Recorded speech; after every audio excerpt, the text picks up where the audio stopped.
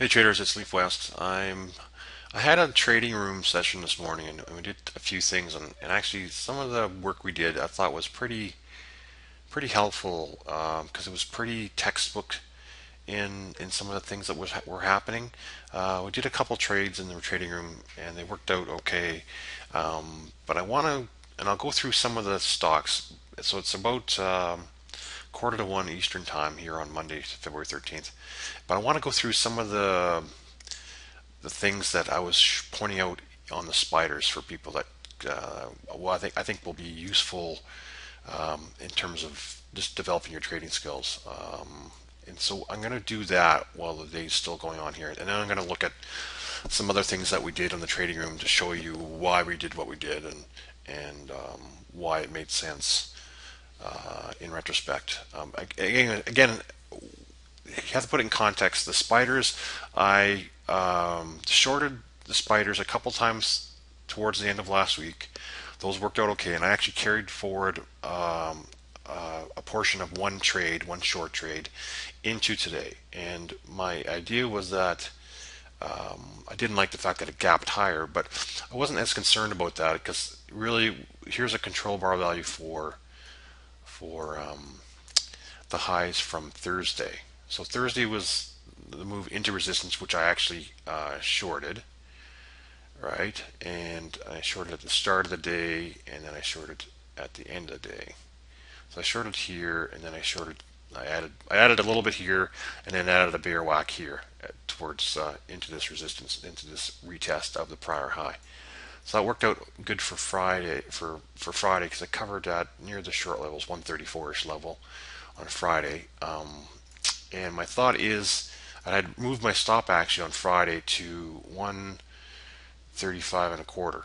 And so pre-market, the way I looked at it, I thought that still was a good chance for the short to work out, and I didn't want to get stopped on the last thousand shares of my spider short. So I actually raised my stop to 136.15. So far enough ahead of actually the how the market looked, how it looked pre-market was. So this was the pre-market action. So you had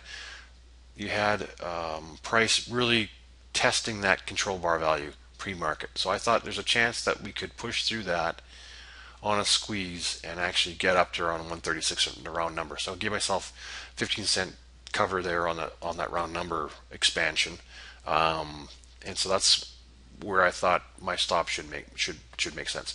And actually, my plan is to let me just get rid of this time pre-market action. So my plan is to add back what I covered on Friday, but start if the market can bounce into this control bar value to start there and to short basically below 136. And I think I'll still leave my stop for the whole thing at 136.15. But what I want to show you more so than talk about that short trade is really how to play the opening move higher today, because if this is different, if we were at an oversold situation and the market gapped higher, then I would say okay, that it makes sense to play a retracement trade for the spiders and then put a retracement grid on this move higher, and then Bob's your uncle, where you go. And we actually did that on Apple and on Amazon. But for me, I wanted to look at how the spiders did on the pullback. So I was more concerned about price pulling back and then bouncing weakly into retest this control bar value. So I wasn't willing to jump on this pullback and play it higher, because my thought is we're going to fail here. So why would I jump onto it 20 cents below that level? So that didn't make any sense. So but I did show people potential spots to look for trades like this, not so much for the spiders, but for the idea of how you apply this knowledge to other trades. So I'll show you that. The first thing I did was I put up a retracement grid, and I did it from the close on Friday to the high of today, right? And I said, okay, now watch the retracement into that grid, hopefully. And then what I said was, what you'd like to see is to see a recognizable completed corrective pattern, which is this kind of move into the low. You had an A, B, C into a very common support level, 61.8 on this retracement grid. So again, it was from the close on Friday to the high this morning. And then I looked at projecting this first wave down into where it could possibly end with the next wave lower. And I did that for people. And you can see, actually, I'll take off this, and you can see that um, the projected target for this next push lower was right here, where it actually ended up bouncing off of. And again, price pushed below that, so it's not so much an exact penny amount. It really is that this is a zone that you want to see support come in. And again, if you apply both of those things together, you have sort of, your warm blanket here. You've got a corrective pattern that we can visibly see.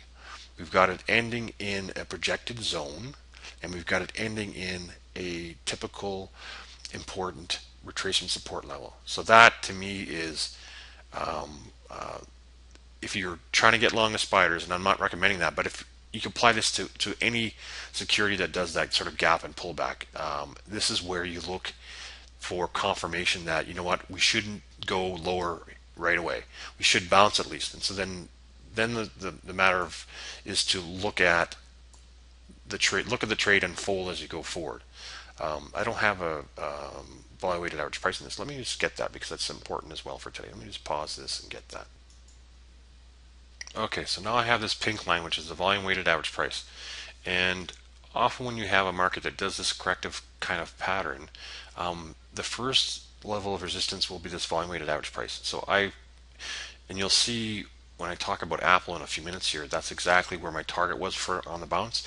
And actually I took off half of the trade on Apple right in front of that level. Apple pulled back further than the spiders did, which is excuse me, that's a good sign. Look at the spider, how it pulled back from that resistance. It did it more so in time than in price. So that told me, and I was talking in the trading room this morning, that we were going to push above this volume weighted average price. And my thought was that we were going to push to a target level which was equal to our extended level based on, just get this, excuse me. So my thought was that we were going to push into the middle of this, or into this target zone, and possibly right to this prior swing high. And that swing high here was 27 cents, and we actually only got as high as 22 cents, which is exactly at the bottom of the opening range. So this was a good spot to expect resistance. And then that was lunch hour. That right there was done at 12:03 Eastern. And then we've chopped down to here. It is 5 minutes to 1. So we could potentially end our pullback and march higher, like I thought we were going to do, have in my afternoon trading plan that I published. My thought was that this was the A. So this was, the gap up was A, the move down lower was B, and now if this was a corrective bounce, then we're going to reassert the short, and the short was going to work again for us. Okay, so this was A, this was B, and now we want to see a C wave where we can short it. So we want to short this corrective bounce, which is A, B, C. So the C wave of this ABC, I'm looking at it going basically one move higher, second correction here, down lower, and now a 5 sort of smaller wave, third or C wave. So a smaller C of a bigger C wave. So this is big A, this is big B, and now I'm looking for a big C end to short. And inside that big C, I'm having an A wave, a B wave, and now this smaller C wave going higher. And that will be hopefully 5 smaller waves going higher. And I was going to, actually it did get down to the level I was going to try and get long, because I think it's actually worth getting long, because we could surprise ourselves to how strong this move is this afternoon. And I thought 135-ish was where I wanted to get long for the move higher, so I might still be able to get that off here. But right now it's looking like it really doesn't want to go much lower. Anyways, we'll see if that can work. We'll come back to that. And so my target for the top of the C wave is possibly the control bar value at 135.51. That's where I'm going to start adding to my short, and I want to add it all the way up to this target area here. And again, my stop is at 136.15 for the existing position, and it will be that price as well for any additional shorts I put onto it here. So again, the real lesson here for buying the gap higher was to wait for it either to pull back, make a bigger pullback if you think there's less room to the upside, or if it's a very bullish situation, like I'll show you in the Amazon trade that we got involved, you can put a continuation pattern grid on it and work it from there. So let me do Apple next, because that was an interesting trade, and it showed how candles can show you when the risk reward is in your favor for playing intraday. Hey traders, sorry to cut that off. I cut the video in half, so for the people in the intraday trading team can watch that on our site. And the first part of the video I'm going to post on YouTube. So I cut it off there at 10 minutes, and so it will fit. Here's the spiders as we're looking at it currently. And again, I'm looking to short into this zone. And here is, for those of you that aren't members of my trading team, here is the chart that I used for this afternoon's trade. If I can show it to you. The afternoon trading plan. Sorry, the afternoon trading plan. So around noon when I did this, shortly after noon, because I had the trading lesson until noon, I was looking for a pullback to the 130, 135 level, and then the third wave or C wave of this corrective bounce higher was going to bounce hopefully into that control bar value, possibly if it turned into 5 waves higher, get to that 2.618 level.